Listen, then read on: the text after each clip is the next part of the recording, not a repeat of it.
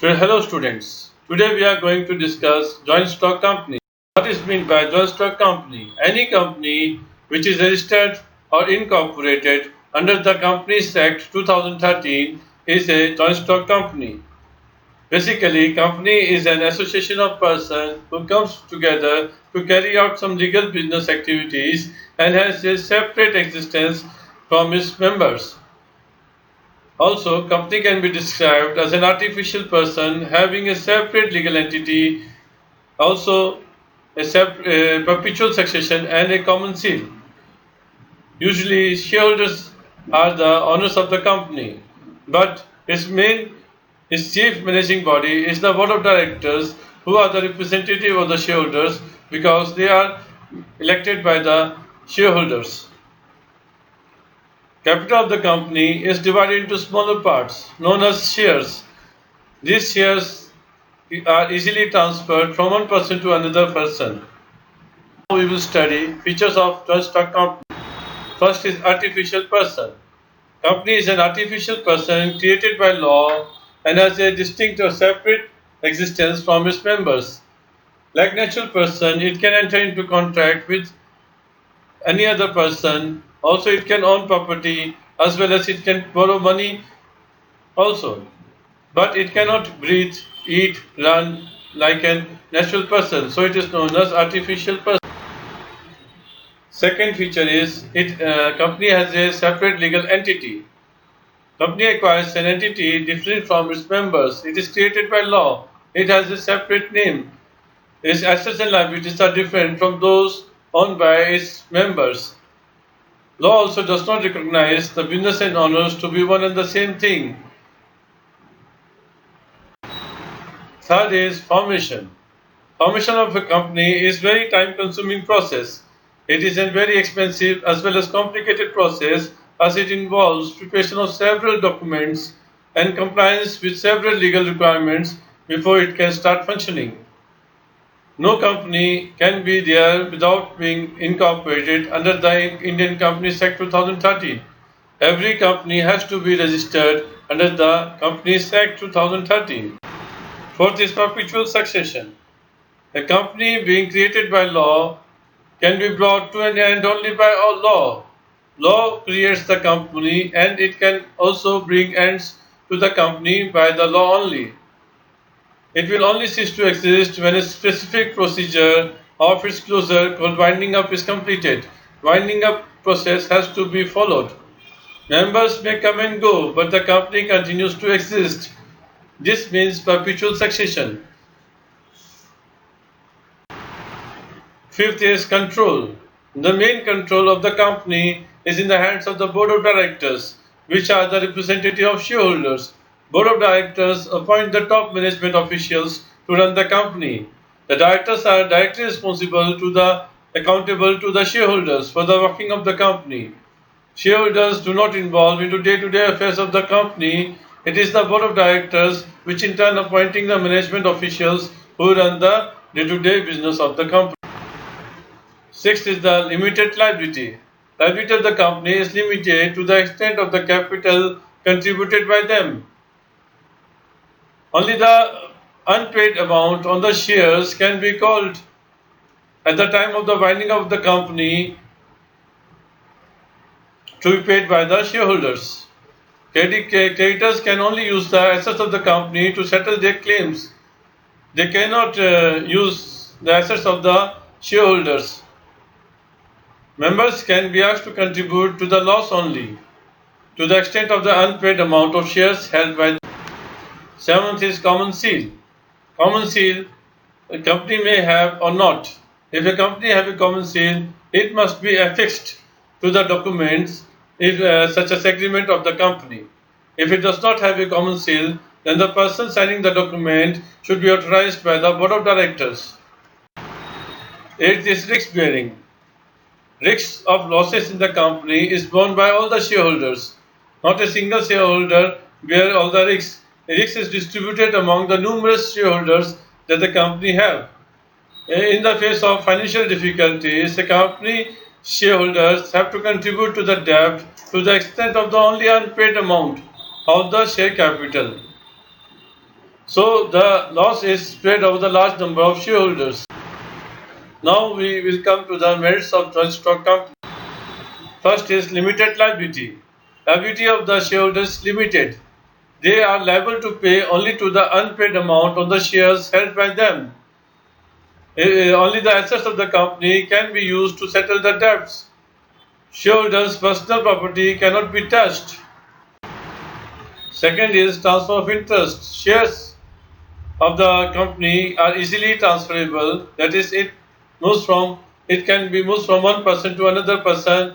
It can be easily converted into cash in case the need arises. Third is perpetual existence. Members may come and go. The company is going to exist forever. Next is scope for expansion. Company has a large financial resources. As the number of shareholders is very large, if the shareholders contributed even a small amount of money each, then the company will be able to raise a large sum of money. Company can also easily borrow money from the banks and financial institutions. Thus, we can say there is a greater scope for expansion in case of joint stock. Company can hire professional management also. Since the company works on a large scale, its turnover is very high, so it can pay fees to the professionals. It can afford higher salaries to the specialists and professionals. Therefore, it can employ experts who are professionals in their field of specialization. Now we will come to limitations of joint stock company. First is the complexity information. To incorporate a company, lot of time, effort and money has to be spent because registration of a company requires legal requirements and procedures to be followed. Second, lack of secrecy. The Companies Act required each public company to provide a lot of information to the registrar of companies. This information is generally available to the general public. So it is very difficult to maintain the secrecy about the operations of the company. General public came to know about the profitability, about the cost structure, about its working easily. Third is impersonal work environment. Ownership and management is separate in case of joint stock company, as the ownership is with the shareholders, but the management of the company is with the board of directors. And the board of directors and higher management officials do not have a direct contact or personal contact with the employees, customers, and creditors. Therefore, we say it is an impersonal work environment. Fourth is numerous regulation. There are so much regulations to be complied with that a company is burdened with numerous restrictions.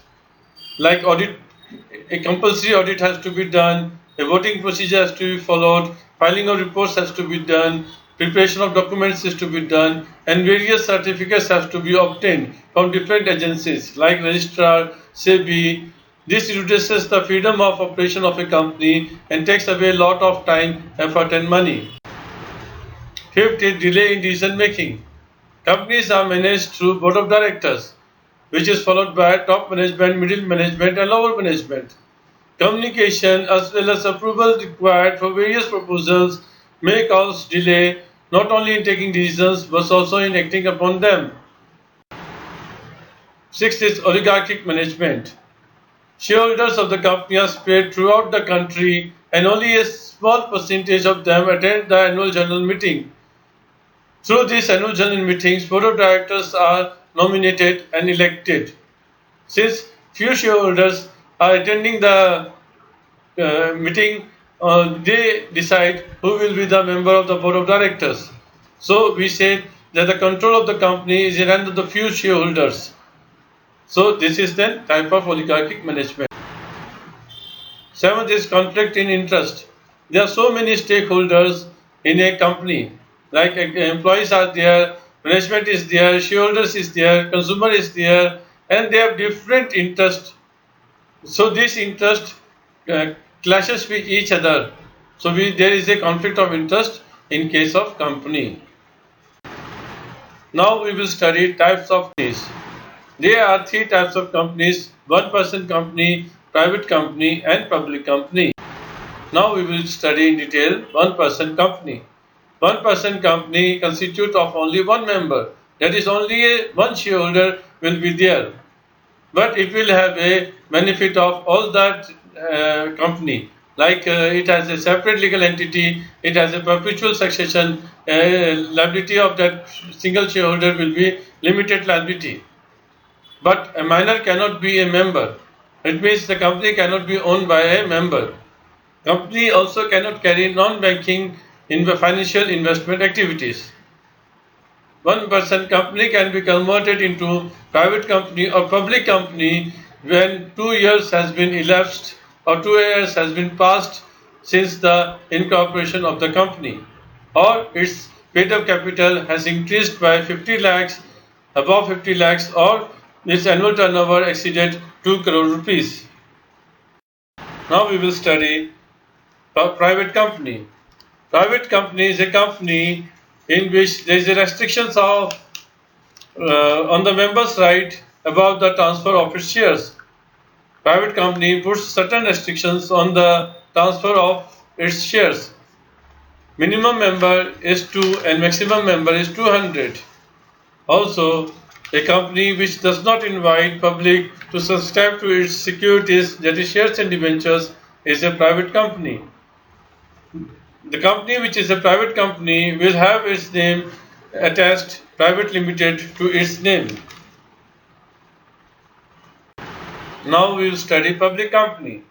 Public company is a company in which minimum 7 members are there and there is no limit on maximum members. It means maximum members may be anything.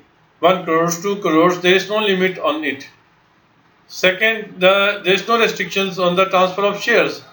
Third, it can invite public to subscribe to its securities, that is shares and debentures.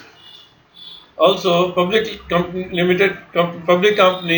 will use the name limited will be attached to it, like Tata Motors Limited. So now we will study some privileges which is being enjoyed by a private company against a public. It means benefit enjoyed by a private company which are not available to the public company. Like private company can be started with only 2 members, but in public companies 7 members are needed. In private company only 2 directors are needed, but in public company minimum 3 directors are needed. A public company need not need to issue a private company need not need to issue prospectus, but a public company has to issue prospectus. A private company can start its business by receiving the certificate of incorporation, but a public company has to receive certificate of incorporation as well as certificate of commencement of business. Then only it can start the business. Also, index of members is compulsory in case of public company, but private company need not need to maintain index of members. So these were the privileges of a private company which are not available to public company. Now we will study difference between public company and private company. Private company there is minimum 2 members and maximum 200 members. In public company minimum 7 members are required and maximum there is no limit. In private company minimum 2 directors are required, but in public company minimum 3 directors are required.